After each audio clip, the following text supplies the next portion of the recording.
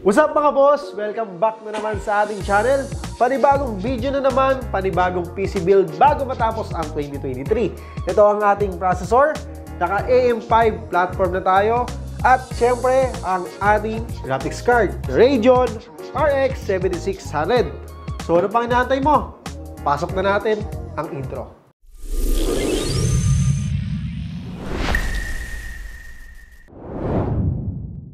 Para nga pala sa mga hindi nakakalam ng store namin, located nga po pala kami sa Fora Building 1, 121 Kamuning Road, Quezon City. Pag may nakita kayong puno ng mangga, yun na yun. Or ipin nyo lang sa mapa nyo, Unipici Kamuning. Meron din kaming branch sa Cebu na located sa Benedicto Building, MJ Cuenco Avenue, Cebu City. At yun na nga, dahil December na naman, panigurado may pera ang mga tao, kagaya mo. Dahil sa 13-month pay at bonus. Syempre, panibago na namang pabigat sa bulsa ang iisipin mo. Lahat naman, meron ka ng jowa, PC na lang wala. Kaya simulan na natin kung ano ang mga parts na i-build natin ngayon. Sasabihin din natin pati presyo. Para sa ating processor, meron tayo ditong AMD Ryzen 5 7600X with 6 cores and 12 threads. Ito ay 7th generation processor from AMD based on a new Zen 4 architecture. Also brings support for DDR5 memory. DDR4 RAM is not supported and runs with a base clock speed of 4.7 GHz and can boost up to impressive 5.3 GHz. Let's talk about the TDP of this CPU. This CPU has a total of 105 watts TDP na 47% higher compared to AMD Ryzen 5 7600 with 65 watts TDP only. Ang AMD Ryzen 7000 series mga boss ay may bagong CPU socket type which is the AM5. Bago na din ang mga pins nito. So basically from PGA o pin grid array na kung saan yung mga pins ay nasa mismong CPU. Ngayon, ginawa na ni AMD na LGA o LAN grid array na kung saan yung pins ay nasa mismong motherboard na para mas durable ang CPU and at ease ka during the installation. Mostly kasi pa nagtatanggal tayo ng CPU cooler sa PGA socket, sumasama yung CPU sa cooler o nakadikit gawa lang na to yung thermal piece. Pero both socket naman ay may pros and cons. So ang presyo pala nito ay around 15,000 pesos. Sa ating motherboard naman, we have the Gigabyte B650MK and this is our best option if gusto nyo ng board that has AM5 technology but you have a limited budget. Merong UD na nakalagay sa box na ibig sabihin ay part ito ng durable range from Gigabyte. May mga cool features ito na kung saan pwede kang mag-overclock and has dual channel of DDR5. Support up to a massive 8,000 megatransfer per second. Sa likod ng box nakasulat yung mga key features such as VRM. Now, VRM is actually quite weak. Not the best if you're looking for or using higher tier processor tulad ng Ryzen 7 and Ryzen 9. This MOVO is not for you. This motherboard is ideal for those entry-level processors. May PCI Express Easy Latch system para mas papadali yung magtanggal o pag-alis mo ng graphics card in PCI slot. So supports naman isang USB Type-C with USB 3.2 Gen 2, USB 3.4 Gen 2 Type A, ito yung red, dalawang USB 2.0 Type A. At ang presyo nito is 7,238 pesos. For the memory, we have the Kingston Fury Beast 16GB with RGB. Dual channel, dalawang 8GB at ang frequency naman nito is 5,200 megatransfer per second. Presyo nito is 5,665. Goods na to since DDR5 na at kung hindi ka naman heavy multitasker, 16GB is still the sweet spot so far. Lalo na kung for gaming lang naman. Pero kung may extra budget ka or mainly doing video editing or heavy photo editing, dagdagan mo na lang. Para naman sa ating storage, we have the Kingston NV2 1TB SSD. Since PCIe Gen 4 compatible ang processor at motherboard natin, i-utilize natin yan by choosing the faster Gen 4 NVMe SSD. Ngayon, pag kinulang ka pa sa 1TB, you can also get either 1 or 2TB hard drive or larger SSD instead. At ang presyo nito is 3,025 pesos. Okay,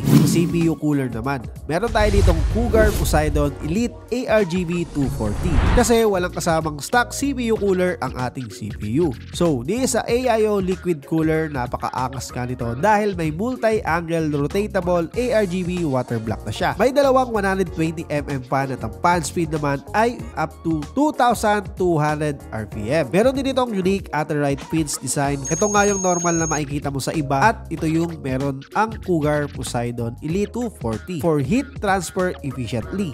So later later, makikita natin yan sa benchmark. At ang presyo ng AIO cooler na to is 3,135.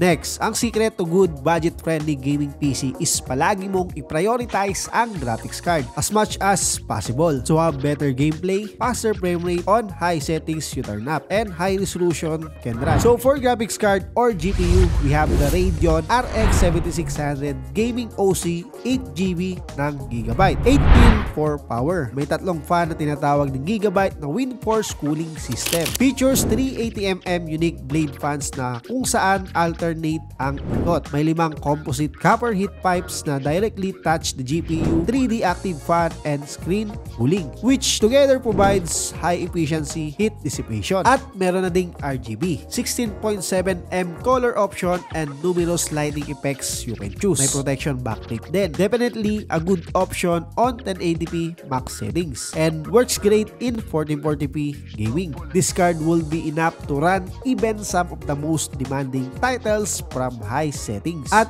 18,425 ang presyo nito. For its price segment, at X7600 yung best performance GPU you can choose. Lahat ng parts na ito ilalagay natin yan inside the Trilobite T3 gaming case from First Player. At ang presyo nito ay nasa 1,452. Nasakto sa build natin dahil naka micro ATX na motherboard tayo. Ang angas nga nito dahil naka tempered glass na. Kitang-kita mo yung maangas mong internals. Naka-magnetic ang side funnel para mas madali mong ma-open. Wala nang screw, ma-access mo na agad ang internals. May mga dust filters din ito to prevent inflow of foreign object and dust. Sa taas, I/O funnel naman. Merong USB 3.0, dalawa, isang USB 2.0 at HD audio. Katabi din ito ang mga switches like power button, reset, at LED switch. Next, sa power supply, syempre dapat decent as always. And for this build, we put the Gigabyte P650B price around 3,190 ang gagamitin natin. 80 plus broad certified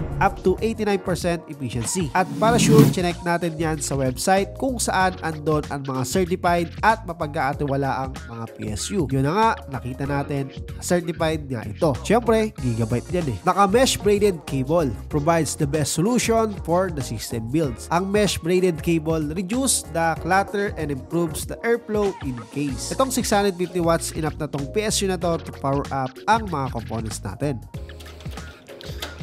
Okay na yan, Kat. Ano okay na, Kat? Teka, may kulang, oh. Tignan mo. Yan nga pala. Ano nga yan? Fans. So yung mga boss, ito nga pala yung RGB fans natin, yung kukumpleto sa gaming experience mo. So, tatlo to. Kailangan pa natin ng isa. Pagay pang isa nito. Yun, thank you Sir Jude. So mga boss, meron tayo ditong 6 pieces ng Parbase G3. So maganda to dahil meron tayong extra na 2 pieces kung sakaling may masira, di ba? So bawat isa nito mga boss, nagkakalaga ng 979. Pero mga boss, meron pa tayong mas cheaper na option dito kung ayaw nyo nito, kung namamahalang kayo dito. Pero ito kasi maganda dahil, ayun black na black siya, pero RGB. Tignan mo, pabagay dito sa case natin. Ito yung kanyang controller at meron siyang remote. So, kabit na natin ito mga boss. Kung di ka mamalimutan.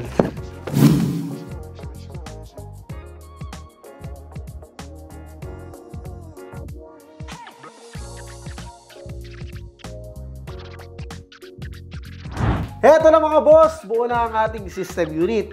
So, ang pinaka-total price pala nito is 57,499. Panalo, di ba? So, tara na. Proceed na tayo sa paglalaro. Let's go.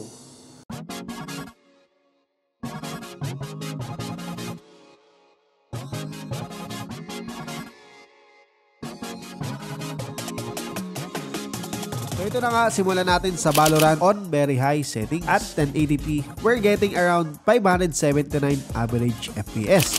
Next naman, Spider-Man Remastered. Settings ay very high, ray tracing on, and FSR on. Nakakuha tayo dito ng 90 to 60 average FPS. Bumababa siya, depende sa scene. Katulad nito, may mga labanan tayong nagaganap. Try naman natin i-off ang FSR at ray tracing. Nakakuha tayo ng 133 average FPS. Next, CSGO2 naman para sa mga titos natin na player dyan. Very high settings, 1080p. Nagre-range ito ng 180 average FPS. Ito naman, Forza Horizon 5 on extreme settings. Sa may hilig mag-racing dyan, 103 to 117 average FPS. Bumababa din, depende sa scene. Apex Legends naman, very high settings. We got 212 average FPS. And also we try Cyberpunk Ultra settings and we got an 84 average FPS. Okay, sa God of War Ultra settings, average FPS 76. Ayos. GTA 5 very high settings, 1080p, 187 average FPS. Dota 2 naman 192 average FPS at 1080p. At ito pinakahuli, NBA 2K23 on Ultra settings, 1080p, 222 average FPS.